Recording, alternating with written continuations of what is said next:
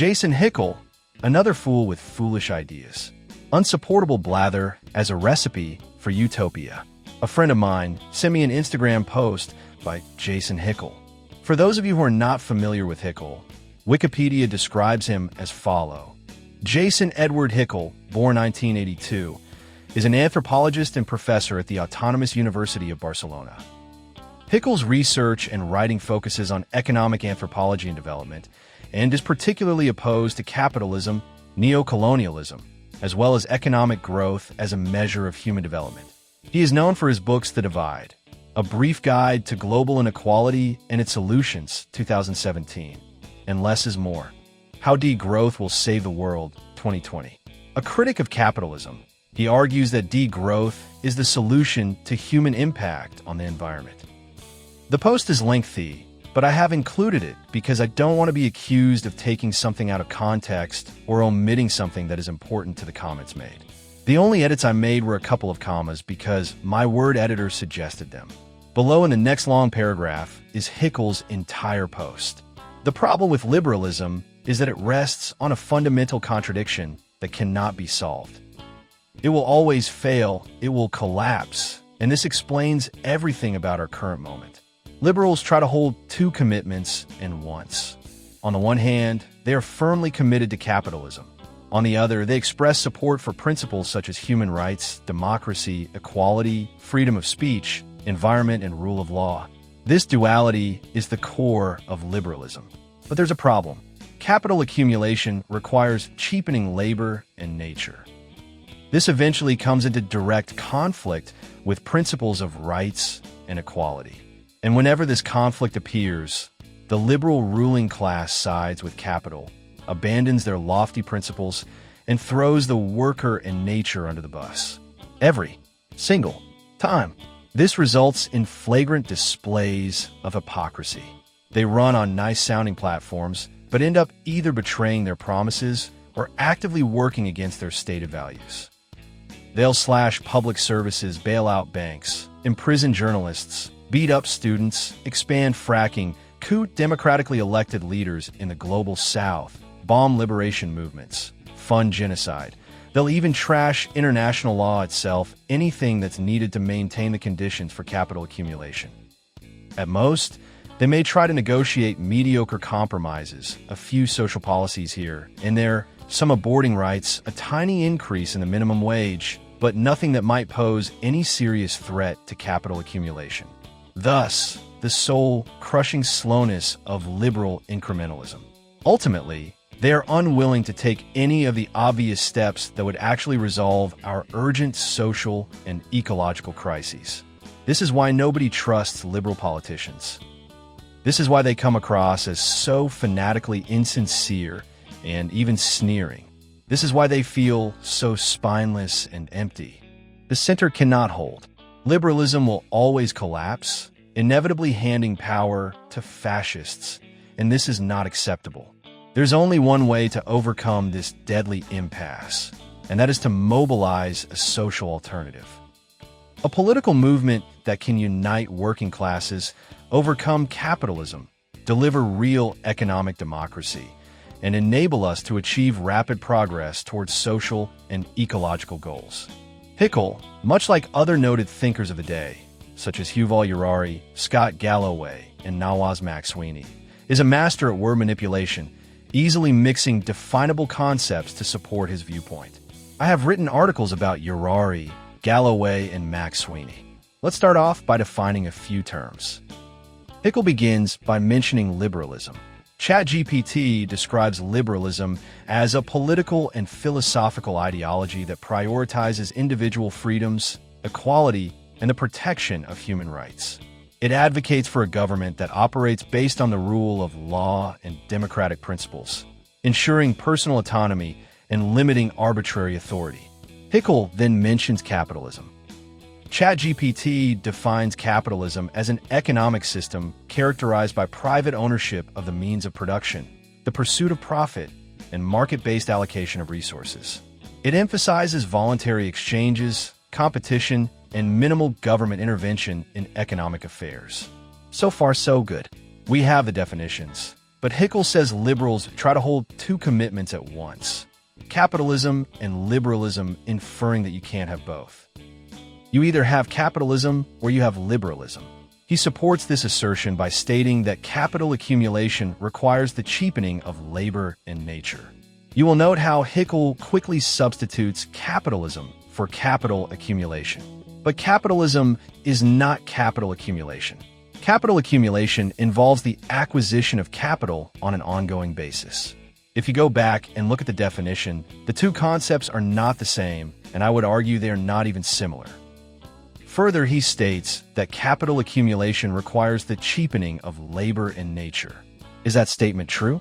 Humankind has been accumulating capital since the dawn of recorded history.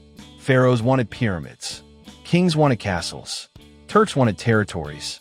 Peasants wanted horses and wagons. Explorers wanted land and gold. Goat herders wanted goats. Today, many of the people in the Western world use capitalism as a method of accumulating capital. You combine materials and labor. You sell the materials and labor for a price higher than the individual components. You make a profit, and you reinvest that profit. And you do that in a system that emphasizes voluntary exchanges, competition, and minimal government intervention in economic affairs. Isn't that system of accumulating capital much better than the pharaohs using slave labor to accumulate pyramids, kings using armies to accumulate land, or explorers using guns and swords to accumulate gold?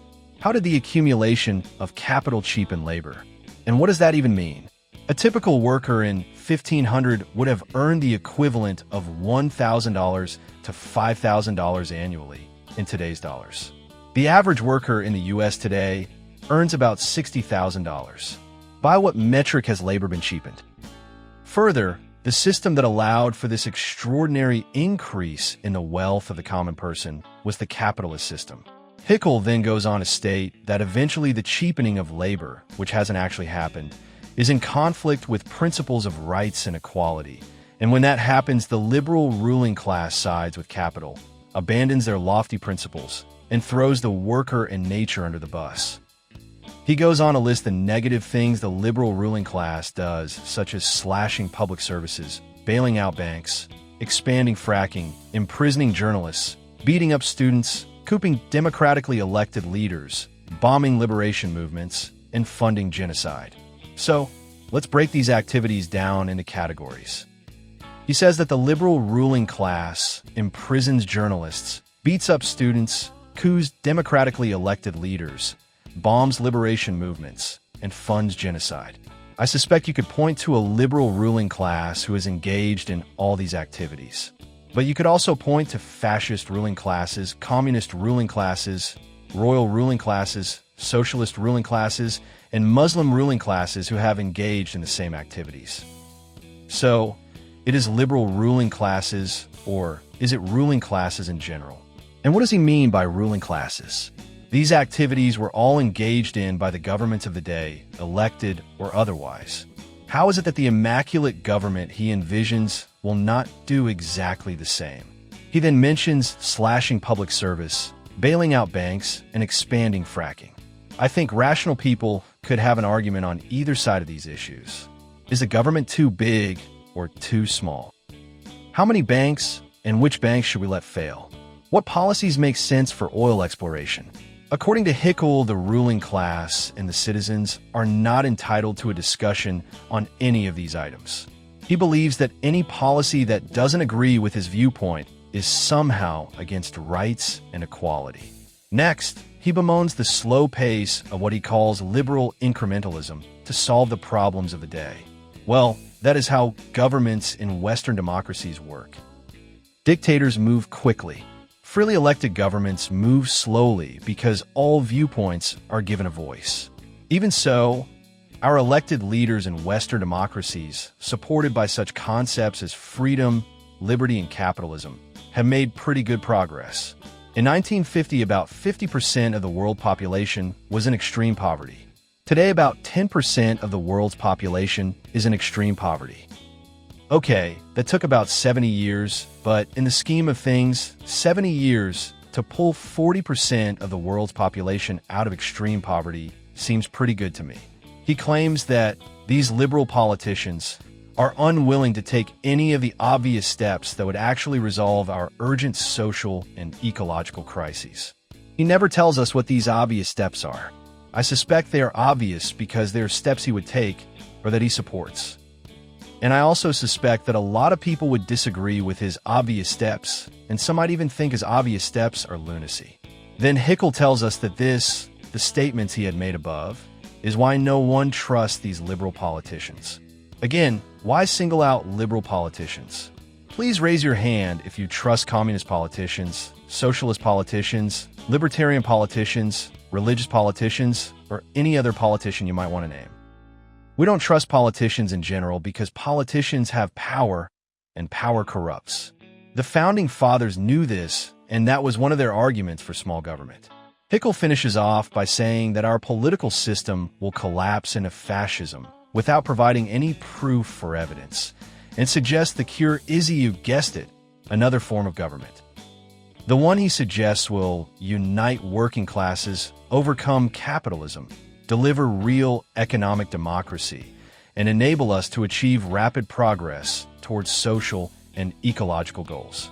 So, his solution is let's throw out the very system, capitalism, which has resulted in massive reductions in poverty and massive improvements in the quality of life for billions of people around the globe.